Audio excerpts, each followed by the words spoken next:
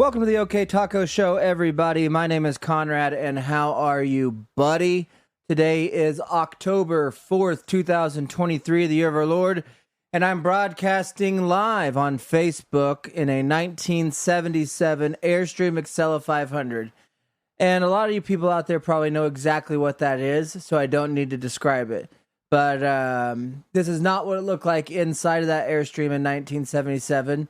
It was covered in vinyl brown walls, very UPS. Think what the UPS truck looks like. A lot of times in 1977, people went with a cardboard box interior decor. And so that is what the inside of this place looked like. We tore it all out. We cooked a crap load of burritos and stuff in here, and then tore that all out and put in all these video games, and now children and adults alike in the area of Davenport, Oklahoma, on Route 66 are welcome to enjoy this little 77 Airstream throughout the week. So, thank you. Thank you for being here. Thank you for subscribing on Patreon and the other places that you listen to this kind of garbage. And, continue to do so. Continue to get out there and subscribe. Like everything else. I don't care. I'm glad you're here. I hope you find it, and if you do what you want. If you subscribe, great. If you don't, terrific. That's kind of how people feel about it, or I do. So I got a big show tonight. It is Wednesday. Last Wednesday, I was lucky enough to be asked to jump on board with the BLC, the Black Lincoln Collective podcast, and so we streamed that here on the Facebook page and posted the video on Patreon. But or maybe we didn't, I don't know. Either way, it's out there and you can find it. And so it was nice to be on there, but it's kind of nice to be back, in the cigar tube, in the silver pickle, and just with my thoughts and you and my son, who's back here. Jonah's snuck out of church tonight well, you didn't sneak out. What? What are you saying?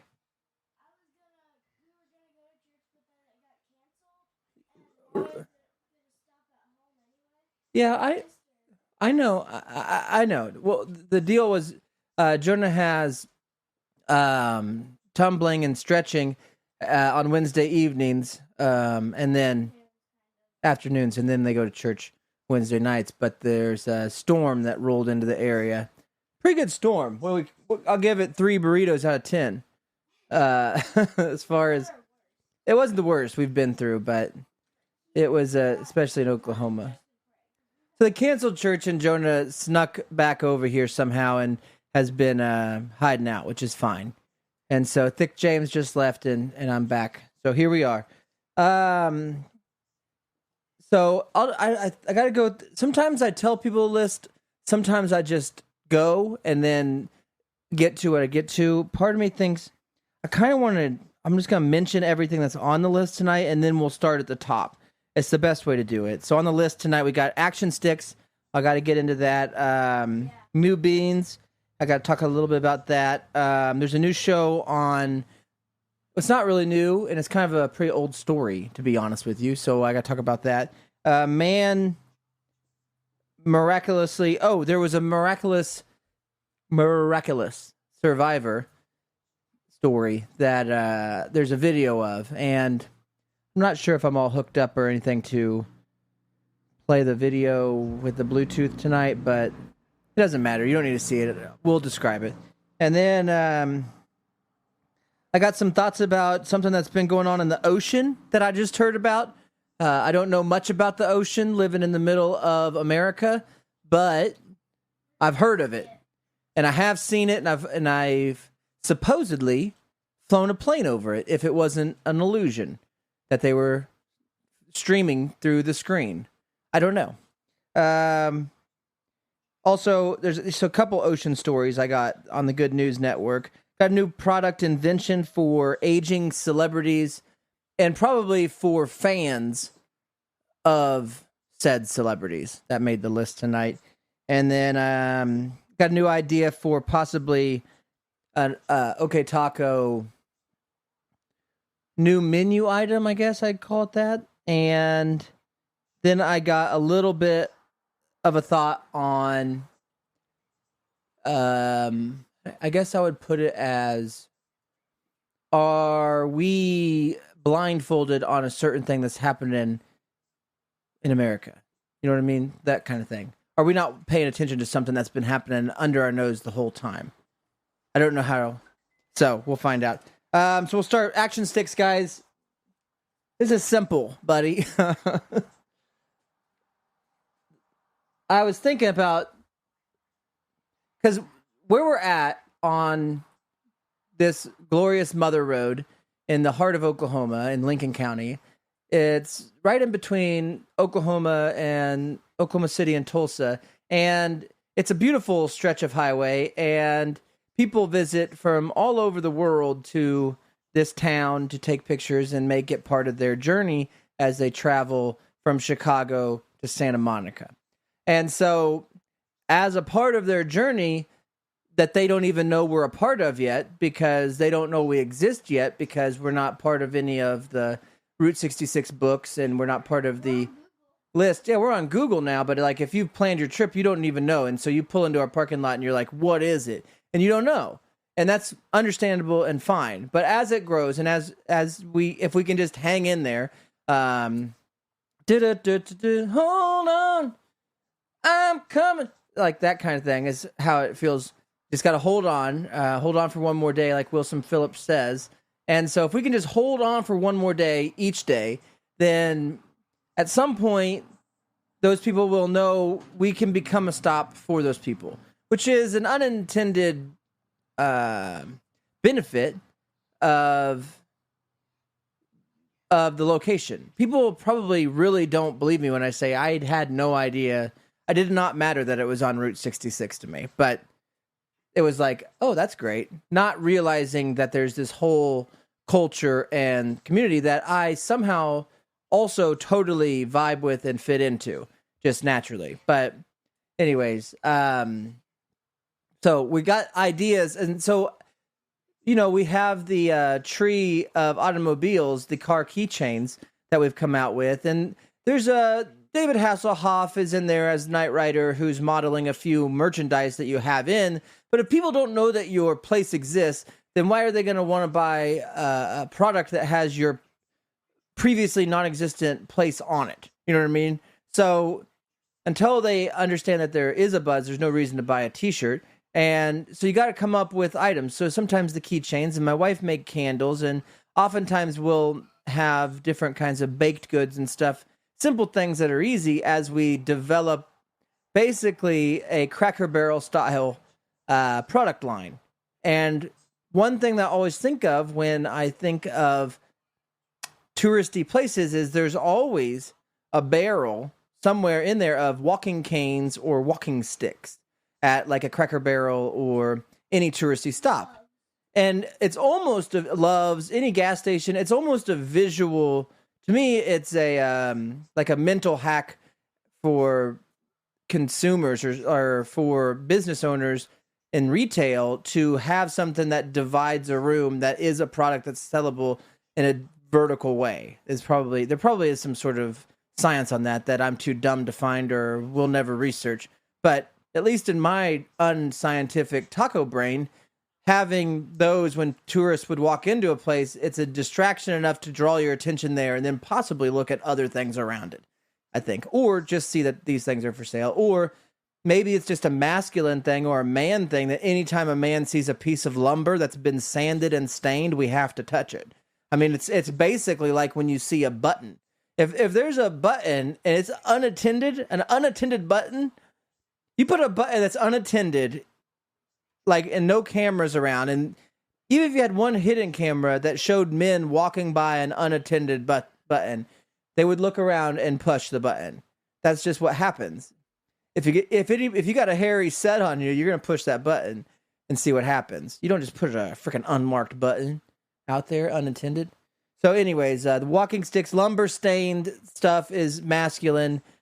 And so I thought we got to get some walking sticks. Good news, we got a bunch of dead trees and people throw all their dead shit and stuff, trees into our yard over here. So as they're driving by, they throw us a bunch of treasure.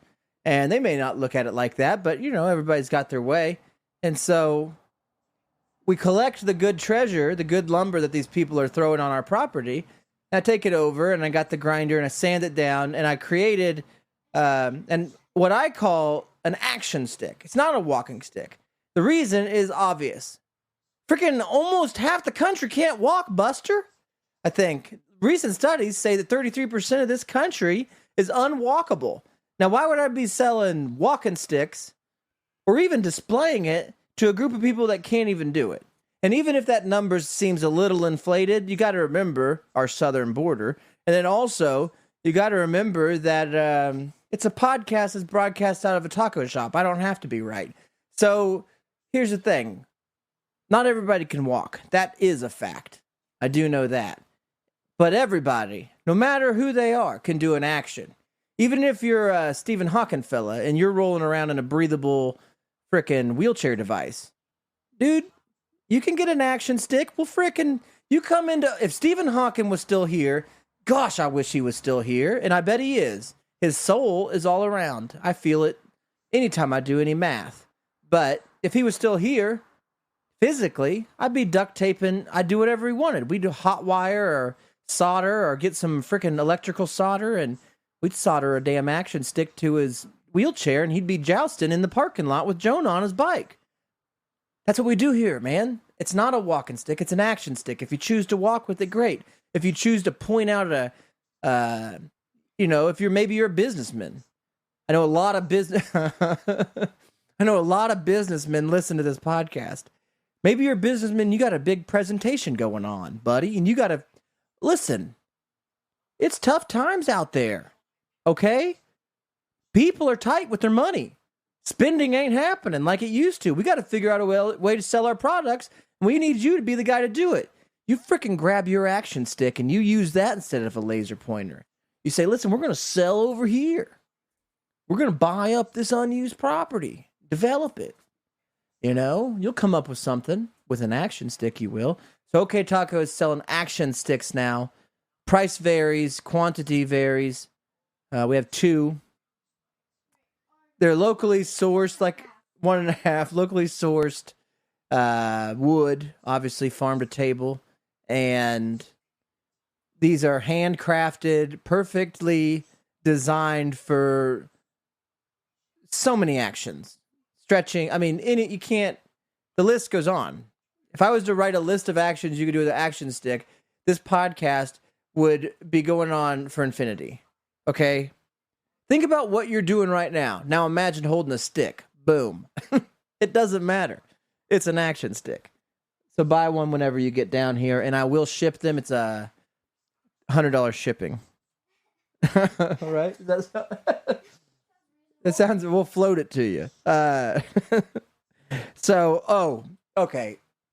That's one thing we got going on at the taco shop. Another thing that's going on at the taco shop is it's kind of not really new. It is old coming back to new. And so what that means is when we first started, Shannon and I, we had this bean recipe that my wife had, where you take the dried pinto beans and you soak them overnight for 12 hours, and then you cook them she would slow cook them for 8 hours. And so you got like a 20-hour bean process going on of rinsing, soaking, salting, and different broths that are going on. And what would ultimately happen is you would have the most delicious little Tootsie Rolls of your life when you had a beanie cheesy that my wife made. But, so when Shane and I started, we had done that. We had multiple crock pots, and we were freaking trying to learn how to make her beans and trying to learn how to use a crock pot and trying to learn how to, schedule how much different product to cook and how to refrigerate and what containers to use and all this different stuff on our travel, blah, blah, blah, blah, blah. Goes on and on. But it got to a point where us doing it the way my wife was doing it was just too much, and we had to go to like the canned pinto beans and try a number of variations that way. But with the free time that the lovely people of Lincoln County area have given us by not coming to our restaurant, gives me plenty of time to actually learn how to cook And so over the past couple of days, we've been making the beans, which are dangerously good. I mean, that would be the best way to describe them. They are dangerously good. So I would say eat with caution, enjoy with caution, because they're potent. When you are adding H2O, water, that's the science way to say water. When you're adding frickin' H2O to a bean, you're puffing up all that bean air. And here's the thing that happened. Speaking of puffing up and hot air and beans. So, like I said, this is my wife's recipe. And if anything is true about Jonah's mother, my wife, when she speaks of things she knows. And she seems to have been hit by the know-it-all stick at some point in her life, because although Jonah and I are admittedly dumb, and he has got an excuse, he's only 11, but we're admittedly dumb. That's fine, but we've never been able to say something that my wife hadn't heard of, invented, already thought of, whatever. There's never been a time when we've come up and been like, hey, we got a great idea, when she doesn't already been like, yeah, Germany invented that after the Cold War, and, it's like, oh, yeah, and it went out of date because everybody hated it. It's like, oh, well, thanks, I'm sorry. Trying to help people out. Thought it'd be a great way to solve cancer. Bye, And that's what marriage is. That's what marriage is. So I go to her with things like, how do I cook? Like if I have questions on how to cook, how do I heat this up? And so I go over and I say, I'm gonna attempt to go back to the old bean recipe, which I have experience in doing, but we have the kitchen now. And so there's different methods on how to do it. And so we had come up with this plan. So I'd come up with a plan. This is where we have to stop listening to me. This is what I keep trying to tell her. I come up with a plan. I was like, well, maybe we'll soak them, we'll rinse them, and with a strainer, soak them overnight, pull some out, cook those, and then let the other ones soak. But we need to mark them because you don't want to be adding new beans. I said, well, what I'll do is I'll pour them all out into a big container and then mark that we had them soaking on that day, whatever day that was. And then I had cooked some. So I cooked the one. We did this plan. It's great, right? Everything's great. And I asked her, like, well, how long do you think these things can soak? And she's like, I don't know, probably a week, I would think, because that seems to be what everybody says when you talk about how long food lasts. You're going to notice that as you go through life now. Ask anybody how long something lasts. I bet they're going to say it's about a week.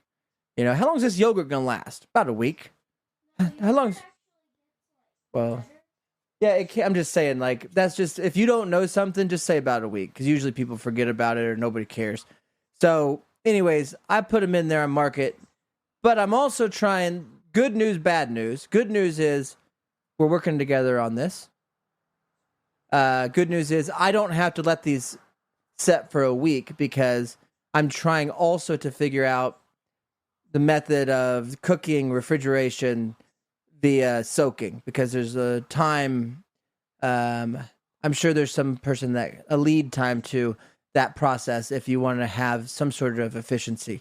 So you want to have enough prepared and enough ready to be prepared and enough ready to go in stock. And how much of those do you need? That's the kind of questions we were experimenting with. But I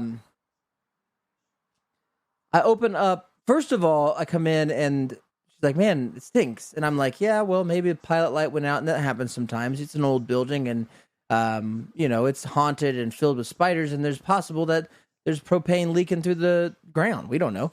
And so, yeah, it stinks a little. And I go back and I wash these beans again. I rinse them because I'm worried about them. And I was like, man, these are pungent. And I tell my wife, I said, these smell bad. She's like, it's fine.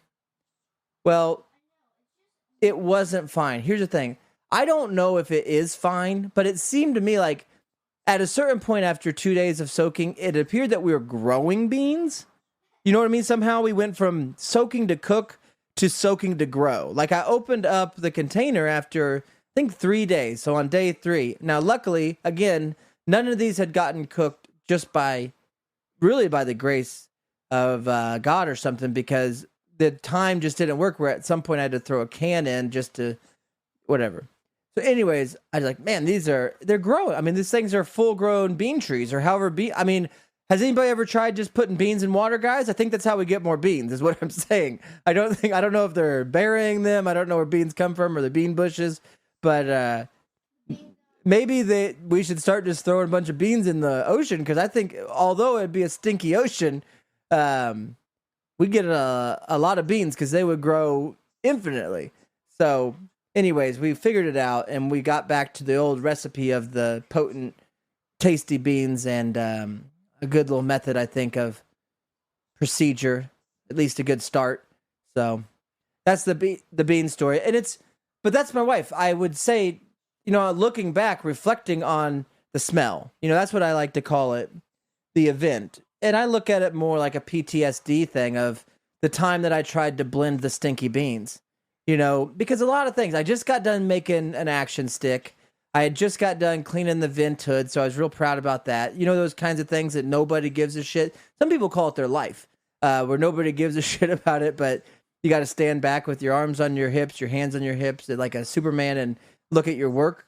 Let's look at this beautiful vent hood I just polished, and I was like, okay, I'm going to, I got plenty of beans, so if these are bad, now's a great time to test them. And so I start blending, and I'm like, there is no way that this is correct. This is not good. And so, I got rid of them. I had to get rid of them. I had a lot of cleaning to do and dishes, and because I had prepped a lot of beans. But we got it figured out. And so that's the story of the beans. And I'm an idiot. But ultimately, the next process will be the tortillas. And I got kind of a primitive plan on that. And so I think if we rock that, I mean, get fresh tortilla, fresh beans, fresh pico, fresh lettuce, and a taco grilled or hard for $3. That's not bad. Well, I will do it. I also, in food news, I did hear, I think it's about a week ago though, that the fast food and also Wichita born, I should say, fast food company White Castle, which is home of the miniature hamburger, the slider. They were celebrating an achievement, not only as the oldest, I think they're the oldest fast food hamburger company in the country. White Castle is older than McDonald's even. And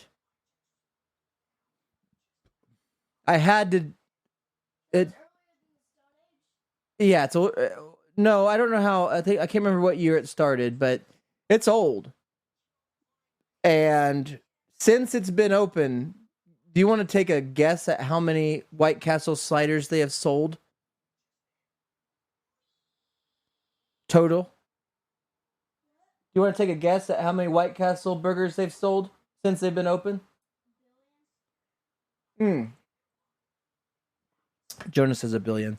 No, White Castle Burgers has sold 28 billion White Castle sliders since they've been open, which, for the sake of this conversation, let's just say they've been open since 1923. So they've been open 100 years, which is probably why the story was. And they've sold 28 billion. And so because I'm competitive by nature and I'm naughty by nature, like the band, and also I was just curious, how many Taco Supremes have I sold this year? I've sold 3,384. A lot of people would say that's pretty good. And, like with the vent hood, I stood back and I said, there you go. It's a lot of Taco Supremes. It's not the most, but you made 3,384 Taco Supremes. That's pretty dang good, buddy. You know how many years it would take me? Say that I made 5,000 Taco Supremes. You know how many years it would take me to get to 28 billion? It would take me 5 million years. So that's freaking crazy. And I also heard on the same show that 12% of humans, 12% of, I think it's people, No, 12% of Americans are responsible for 50% of beef consumption. So almost 10%, if you got 100 people in a room, 12 of them will eat half the food, and the rest of the 88 will eat the other half. So that's where we're at now. If you guys, and I guess they're eating White Castle, that's what's happening. But it's a good goal, and obviously White Castle's still open, so they're going to be adding to that tally, probably at a higher clip, but I'll get there. I mean, 28 billion. Wow. Oh, okay. So I don't know if I want to go to. I could tell you about this story, or should I tell you about the show? Well, I mean, I'll tell you the story. Caught my attention because it's something that, for whatever reason, there are those things that stick with you, probably because of childhood movies and culture, whatever. Like, if you read Swiss Family Robinsons or you watched the movie or something, you were going to get a treehouse, or you read The Little Rascals or something. Like, there was Americana stuff. But there was also certain ways that you thought that you might die. Falling out of the treehouse might be one of them. Quicksand was always big. And then one of the ones that always intrigued me was fighting on top of a locomotive, fighting on top of a train. And then within the fight, doing the move where you lay on the tracks and have the train go over you. And you have to lay real still. And they also do it with semis sometimes, like traffic. Well, anyways, I think in India, one of these guys had watched too many movies. A guy named Pratik Kumar jumped off the train in New Delhi to buy biscuits and a cold drink. And, let's just stop there. There's a lot of reasons that this gentleman could have given to why he jumped off the train. But that's what I like about India, dude. Once they got to the moon, because they're on the moon now, fella. Once they got to the moon, honesty just went up a whole nother level. They were already good doctors. But now, these guys are honest fellas, too. And so when you ask him, why'd you jump off that train? He says, to buy biscuits. Okay. That's a good answer. But when the train began to pull away without him, you get the biscuits, the train's going, man. He ran to jump on board and slipped under the moving train. So he survived by lying down between the anterior track and the brick wall of the platform. And people said that videos show the officials watching in horror as they wait for the train to pass. Yeah, I bet. Like, don't move. Pratik, don't move. Do not eat that biscuit. But the train is going to be gone in a second. Don't eat that biscuit. What are you doing? You're going to lose. I know you want it. Stop it. He was careful with his movements and stayed still, waiting for the train to pass, a local said. I'm the local. After the train had gone, the cops came to the aid of the victim, getting down on the track and picking him up. Kumar suffered minor injuries and also had parts of his clothes torn in the incident. Oh, that's not... Well, to be fair, looking at him, his clothes were torn possibly prior. There's a biscuit man. If you're jumping off trains to get biscuits, you got torn clothes, buddy. Before you don't... that's like when you get up and people are like, are you okay? And like, well, yeah, oh my God, I got ketchup and chili on me down here. And, oh... No, I was totally not covered in Dr. Pepper and cigarette burns when I laid down. So other than that, I'm fine. Totally not covered in that prior to this. But good for him. It is nice to see. It's kind of like a bucket list, I guess. Feats of survival like that, where you don't want to live them. Some people do, like the idiots that jump out of freaking airplanes and stuff. Like I got a cousin who is in the Navy, but I guess there's an air Navy or something because he jumps out of airplanes and Jonah left. I guess he's maybe gonna go take care of the bean problem. I got a cousin who jumps out of airplanes for the Navy somehow. I guess they're nautical, and he showed me videos of just the crap they're doing while they're falling, and it's all a game. I guess it is. It's either going to work or it's not when you pull the chute. So might as well enjoy it. But I feel like the first time you would do that, if you ever wanted to see if you could, like, how hard butt cheeks can squeeze together, I think that skydiving would be one of the best ways to find out. You take like a real good butt cheek squeezer up there and let them just push them around that freaking airplane. They're going to squeeze. You get a little meter in there, like a squeeze meter in between the cheeks. I'm telling you, I could not only crack an acorn at that thing, be a freaking nutcracker. I'd be like that, make a musical after me, throw me out of an airplane. So anyways, that's happening, and good for him, the guy from India. It's always good, It's always good when people don't get hit by trains, and I like to share that, and that's why I'm glad you guys are here. Another news story so as far as the ocean goes, I'm going to tie this in with one of the final things on the list and tie these next stories kind of together. I don't know if you guys understand this. People are freaking out about the people that were already freaking out about UFOs and aliens.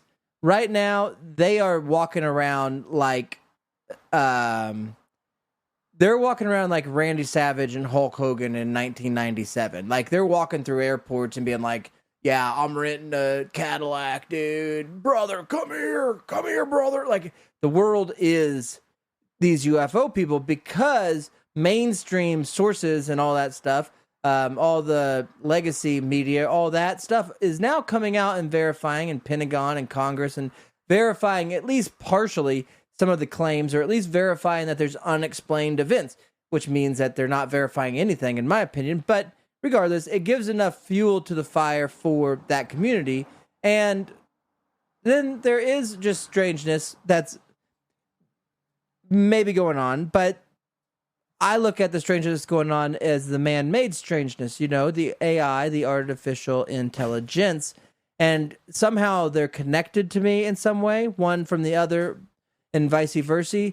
But you got to remember, people, that we put blindfold on about something that we, I think, put in place, which is, I'm pretty sure Mike Pence is the guy that we laid in charge of Space Force, or at least at one time. I know that during Donald Trump's reign as Supreme Star Lord of the United States, he said, Vice President Pence, please come here. You are now leader of the Star Force, and he gave him the power of America to battle galactically, basically. And so the whole time, people are talking about all these different sightings or things that are going on, and there's a new Netflix show called Encounters, and there's these different things that are going on. The whole time I'm thinking, dog, if this stuff is going on, what's America going to do? Who do we put in charge? We basically put that guy from the Toy Story show. If you've ever seen the movie Toy Story, there's these little army men, and there's the leader of the army men that's got this flat top. That's Mike Pence. Only we put some sort of jelly in him that turned him into a human, kind of. I don't know if you ever heard him speak. We basically got the Toy Story character running our Starfleet, guys. I don't know if you know this. He named them the Guardians, guys. So it's a very strange thing. And how does this weirdness, meaning keep an eye out for aliens, I'm thinking about it, but I'm thinking about it in the way of, how does it relate to AI? Because AI is what is really concerning me, in the sense of, do you want to globally be concerned about something that you can't control? Then that's the topic that I'd rather put my thoughts into, rather than things like wars or man-made political problems or economic problems. There's no foothold in even putting your brain in that kind of discussion because you have no control, except if you think that you can vote. But yeah, so I tend to go the other way. Like, what else could be going on? What's going on in the business sector, I guess, or what's going on in the military, whatever. What seems to be the fever pitch that seems to be happening?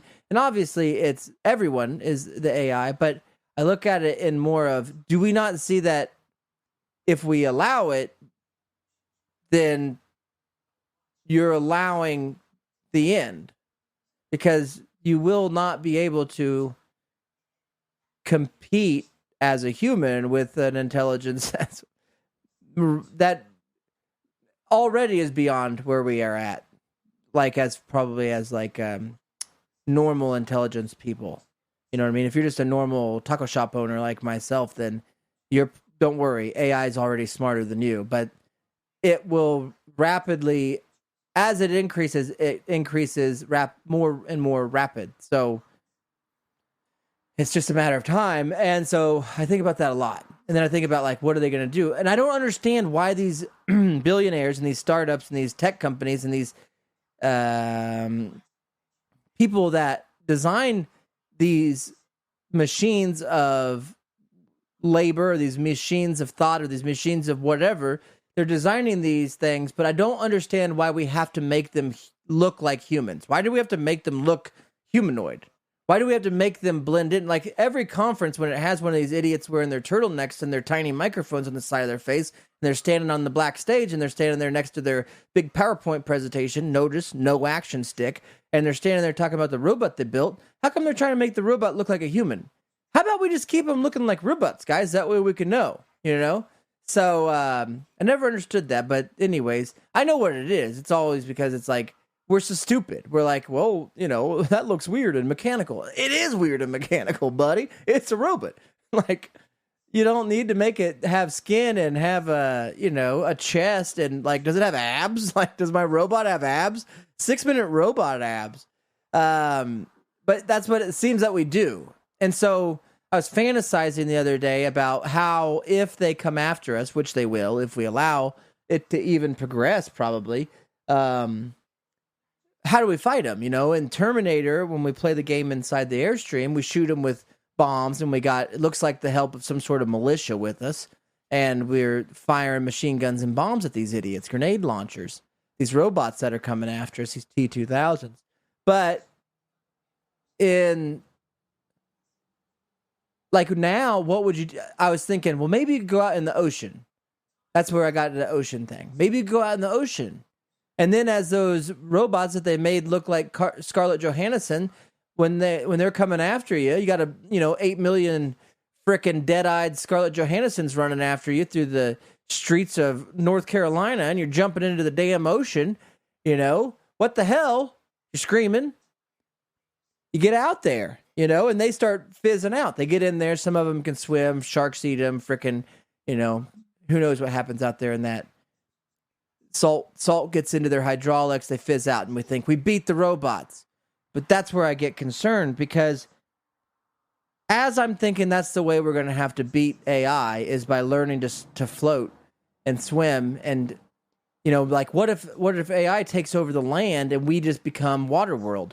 Didn't we see that movie, guys? What if we can't get back to land? Okay? Because the robots are there.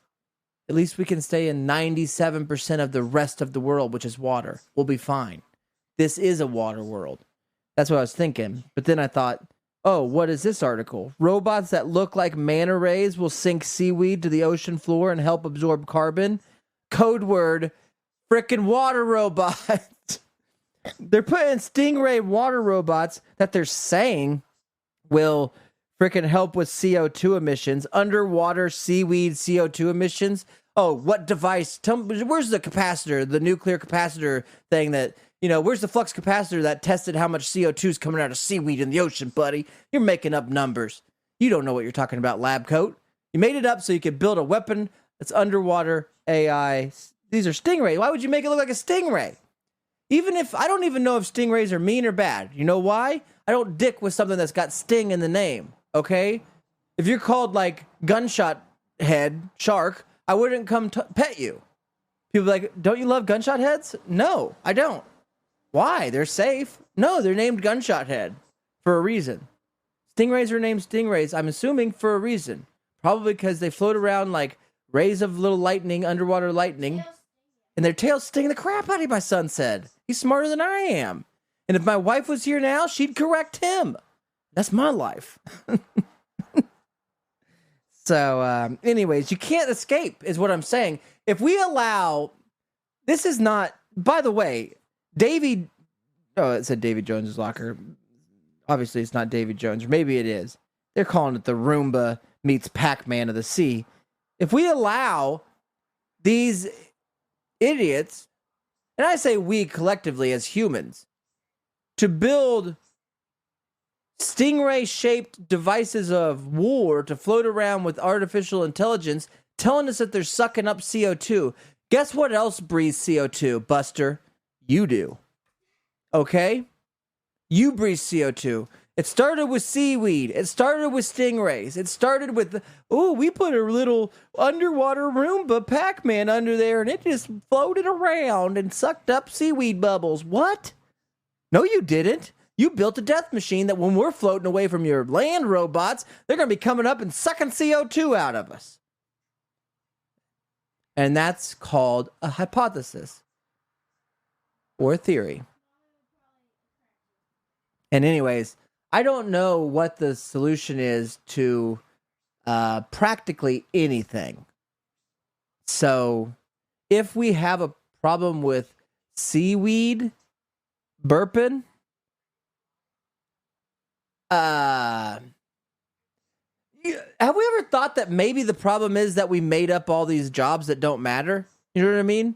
Like, if we didn't have the person that had to, got married, because that's America. You got the person that goes to a good school. So she's being driven around her whole life from 1970s to now. So she's got all of the fleet of vehicles that has provided her transportation on her pursuit to someday find if there's a way to stop carbon emissions. Hey, dummy, here's a way to stop carbon emissions. Don't emit carbon. If you spent freaking 40 years driving around in a car to then go stop seaweed from burping up 3 or 4 bubbles, had you not just went to school, we wouldn't have the carbon issue anyways. And it goes for probably the majority of shit we do. If we just go back to actually things that we need rather than things that we wanted, we wouldn't have to drive around and make up fake jobs and make up fake careers and make up fake things and make up fake departments and fake offices and fake things to cause fake protections, because we cause real world problems by wanting. It's a very strange thing.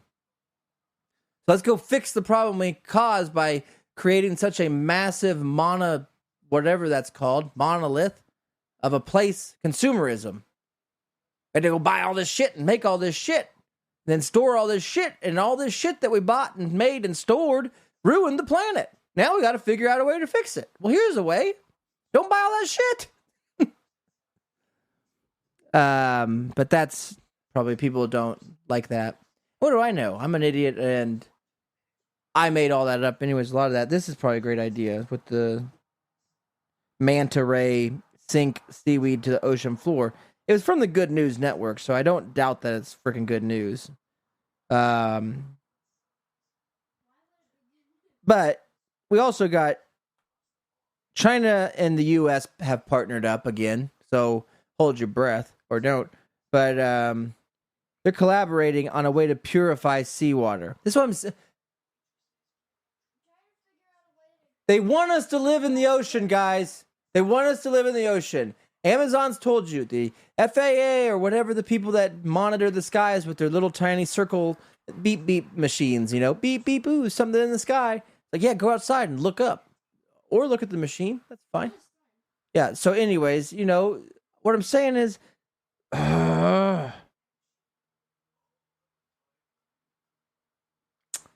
Jonah, you're 11, right?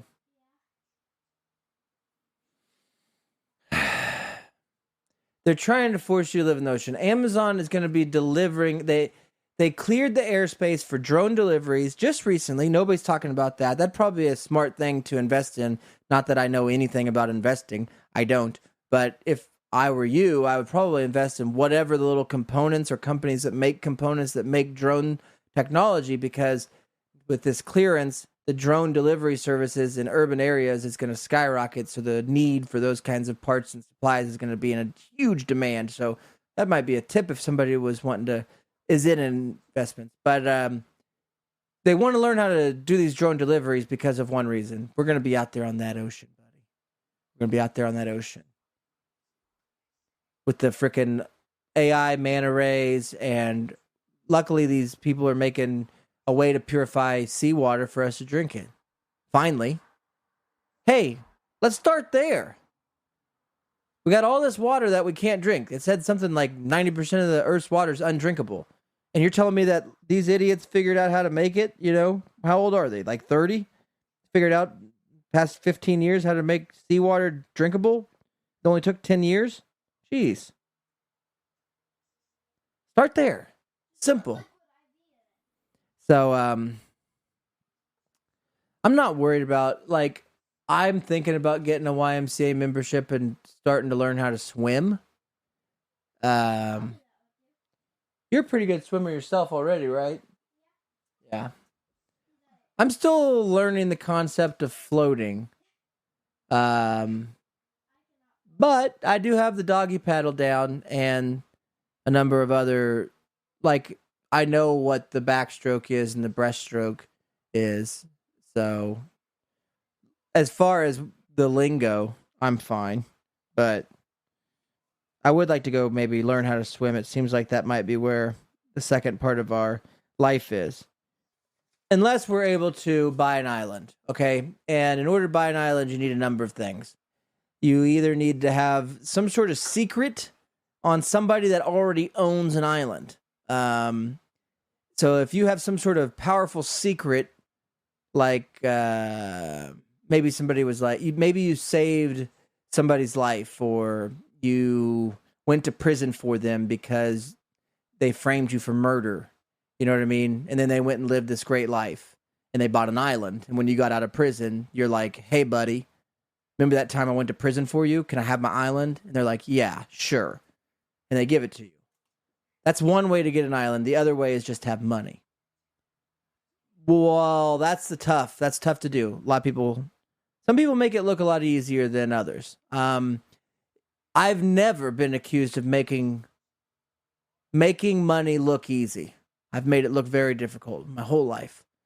But I think with this new invention, I think that this could be something that brings a little bit of money. I got two inventions here. A little bit of money back in our pocket. And if we do turn into a water world, not only are we men of action because we have action sticks, we will be able to not only survive, but thrive because the amount of financial security that we'll have if this next idea comes off the table and works. And that is aging celebrity endorsements, guys. We got a bunch of oldies out there. You know who I'm talking to. And a lot of you guys are listeners, and I want to thank you for that. It's good to have you here, George Clooney. It's good to have you here, Brad Pitt. It's good to have you here. All of you old geezer men celebrities. Ooh, it looks like we have some musical guests here. Keith Richards has showed up. And that's who I wanted to talk to, because I think Keith Richards could introduce me to one of his friends, another musician who you might have heard from Chevy commercials singing the song Like a Rock. His name was Bob Seger, and he used to sing the theme to Chevrolet. Like a rock, I was strong as I could be. Like, remember that? Might be too old for you. But either way, Bob Seger is one of my favorite artists that has ever sang and written music. And I was thinking of a way that, can we get Bob Seger back in mainstream? You know, Jonah's 11, he doesn't know who Bob Seger is, and he's never going to know unless there's some way that I can get Bob Seger back. And I was thinking if we could invent something called Bob cigarettes. And what these are smokes. He sang a famous song called Turn the Page. So the tagline is smokes that help you turn the page. Bob cigarettes. We could pitch it to him. And then have oh my gosh, what if the carton of cigarettes is a book? Bob cigarettes. A book of cigarettes. Turn the page. Another. Man, if James was still smoking, he'd be smoking Seegers. No, he's probably. Oh, are you going to the store? I'll buy a pack of Seegers for me. I'm just saying, what's he doing? There's no Bob Seger Kool-Aid. There's no Bob. I'm not, there's no Bob Seger sausage. I would buy it if there was a Bob Seger sausage link. Yeah, I'd be freaking on a dusty highway with Bob Seger eating sausage.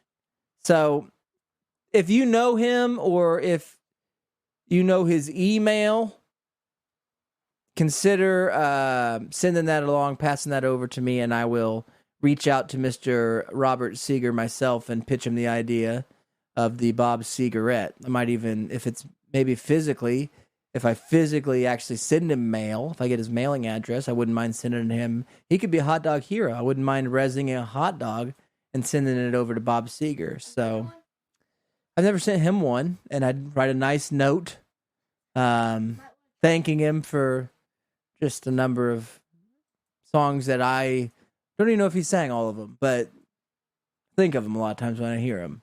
You know what I mean? You ever have things like that? It's like, I don't know. It doesn't matter that Elvis didn't sing this song. Yeah. I like Elvis. I like Bob Seger. There you go. Thanks, Bob. And if that doesn't work, the only other thing I had really on the list that you guys know here is I talked about possibly bringing in a new protein, I guess, to the menu here at OK Taco Company. And I just don't know the legality of it is the biggest issue. Because I wanted to be something different. I reached out to a buffalo farmer, which, by fax. And so, anyways, buffalo meat is more than gold. I get why the pioneers killed them all. That stuff's expensive.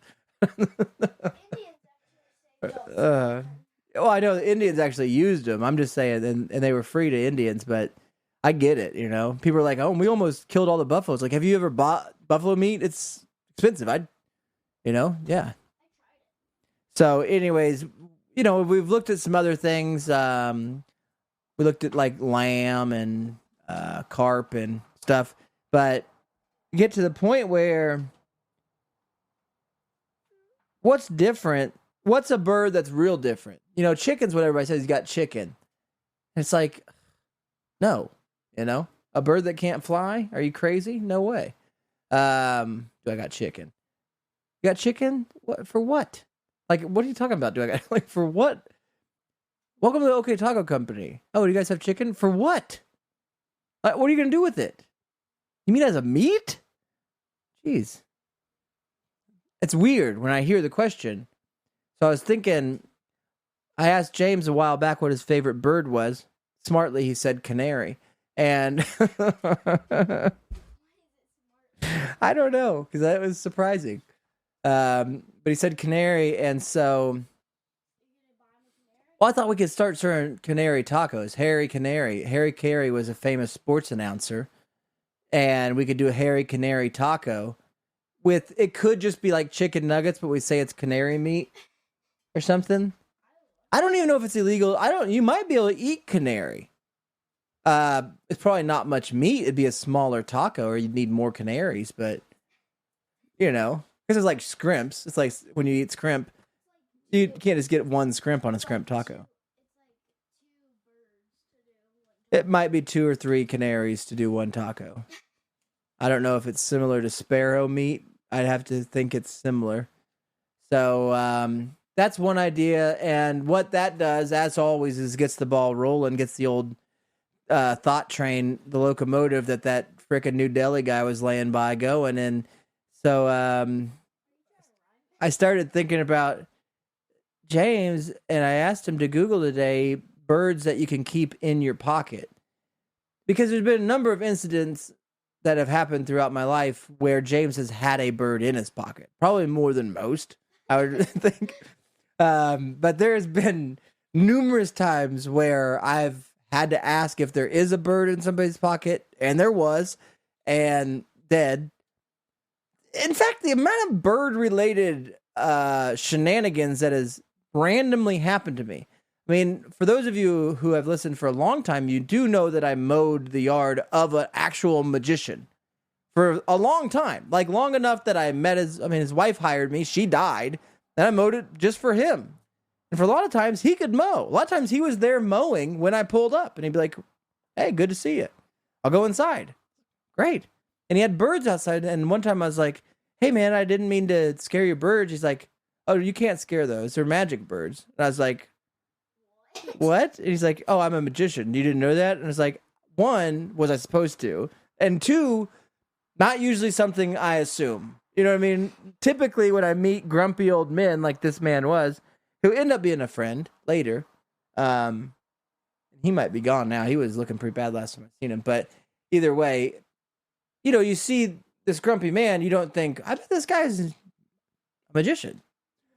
I thought, I bet this guy's like ex-CIA. This is the attitude he had. I think this guy hates me. This guy is miserable. This guy's like that grumpy old man that goes fishing and just as angry as fishing line gets caught in his hat. And no, dude, he's into magic. That was it. And so there was that. I mean, I've had that. And James would oftentimes, if a bird would be dead near him, he would pick it up. I mean, and for whatever reason, I mean, being landscapers, we would see a lot of birds.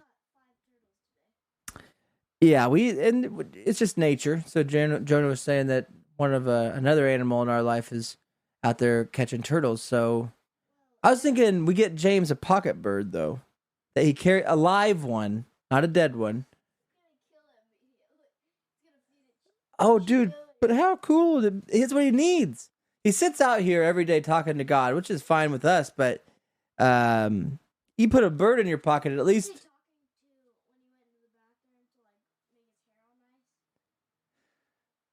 I don't know. I've heard him. Yeah, he will practice his jokes in the mirror before trying them out on whoever he tries them out on. And a lot of them are on me, which is fine, and I love them. They're hilarious. Sometimes nobody else would think so, and you have to speak his language.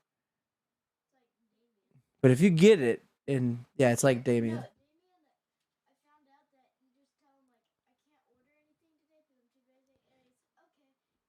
Okay, yeah.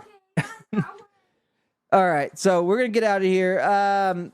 Let's see. We got to everything on the list. The man that survived the train, the new beans. I didn't get to what I was watching. We'll get to that next week. I'll tell you how it ends. Spoiler alert, it's about Jesus, so you kind of know how it ends. Bob Cigarettes. This episode's brought to you by Bob Cigarettes. Smokes that help you turn the page. And OK Taco action sticks. So if you guys want to support the show, consider buying an OK Taco action stick for men and women of action. So with that being said, don't let your meatloaf and have an okay day.